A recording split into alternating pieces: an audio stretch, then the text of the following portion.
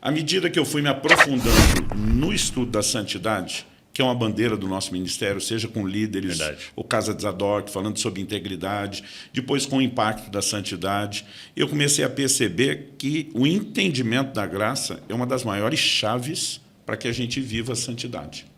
Então, em Colossenses 1, Paulo começa a partir do verso 3 e 4, elogiando a fé dos colossenses.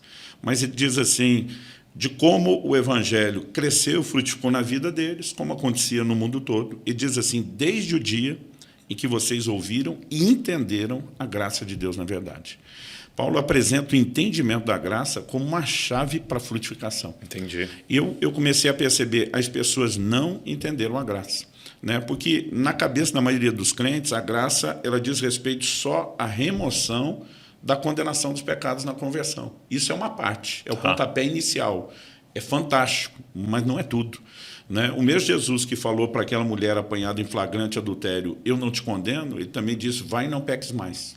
Então, é esse outro lado da graça que a gente tenta explorar no livro, que é a transformação progressiva, não só a inicial. Então, quando Jesus fala, eu não te condeno, e ele complementa, vai e não peques mais, ele tornou abrangente a mensagem da graça. E é o que Paulo escreve em Tito 2,11, a graça se manifestou trazendo salvação a todos os homens. Ele não para aí. Na sequência, no verso 12 de Tito 2, ele diz, ela, a graça, nos educa, outra versão diz, nos ensina, que renegadas as paixões, as impiedades mundanas, vivamos no presente século de forma sóbria, justa, piedosa, aguardando a bem-aventurada manifestação de nosso Senhor e Salvador Jesus. Então, a mesma graça que remove a condenação dos pecados já cometidos quando nós chegamos, nos empodera para parar de pecar. Então, se há um resumo que eu possa fazer do livro, é que a graça é a maior força capacitadora para que o homem viva a obediência a Deus e a santificação. Então, quando me deparei com isso como uma chave, eu comecei a falar um pouco mais de graça no ensino sobre santificação. Mas eu percebi, à medida que estava sobre isso, que as pessoas estavam muito confusas em relação ao pacote todo da obra da graça. E eu falei, cara, nós vamos ter que desenrolar esse outro novelo, esse outro rolo do lado de lá. Né? Mas eu percebi, à medida que eu trabalhava o assunto, o quanto falta para as pessoas macrovisão, a capacidade de enxergar o todo. Então, se você pega uma parte da Bíblia, você não pode dizer está escrito, usar uma parte que vai chocar com outra e acreditar que está falando a verdade. O diabo cita o Salmo 91 para Jesus, pula do pináculo do templo porque está escrito. Aos seus anjos. Usa a Bíblia, né? Está escrito ou não está escrito? O que ele falou estava escrito, mas a aplicação estava distorcida. Eu vi uma pregação chamada Interpretação Satânica.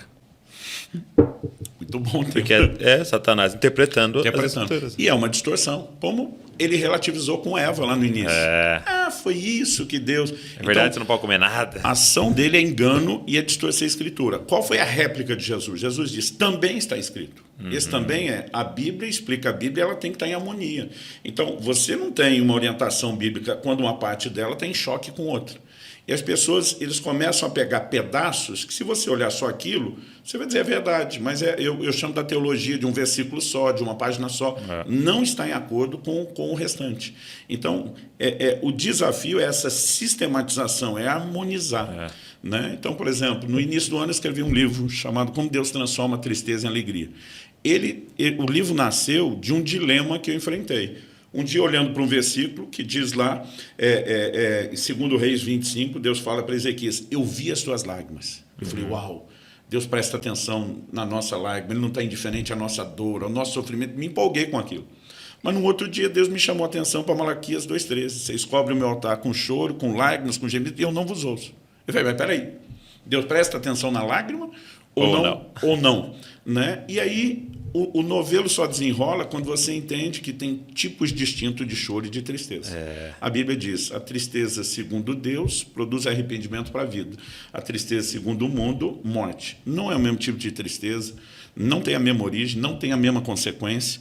Agora, o choro que Deus não presta atenção, de Malaquias 2,13, ele explica no verso 14, que tem a ver com pecado sem arrependimento. Aí você vai ver Esaú. Chorou, mas o livro de Hebreus diz não houve arrependimento, Deus ignora. E aí você começa a encontrar um outro padrão que explica a aparente divergência. Então, eu sempre digo, a Bíblia não se contradiz. Qualquer aparente contradição, entre aspas, é, na verdade, um desafio de interpretação. E com a graça não pode ser diferente. Eu não posso ter um texto que eu explore em detrimento de outro que eu não explique, eu não concilio. Entendi. E eu comecei a ver essa deficiência, eu falei, vamos montar o quebra-cabeça, mas no início eu achei que ele ficaria um pouco menor. Você achou? À medida que eu estudava, mexia, eu cresci. É porque é o tema central, né, do Evangelho, né? Então, se você for mergulhar nele, né, ele é o que sustenta Exatamente. a nossa fé, essa temática. Exatamente. Né? Mas é legal isso que você está falando, é uma figura que me veio à mente no início da pandemia, quando eu estava pensando até sobre a gente olhar o Evangelho de forma completa, é dessa questão quando você pega um quebra-cabeça, né? E tem esse monte de peças, qual é a primeira coisa que você faz?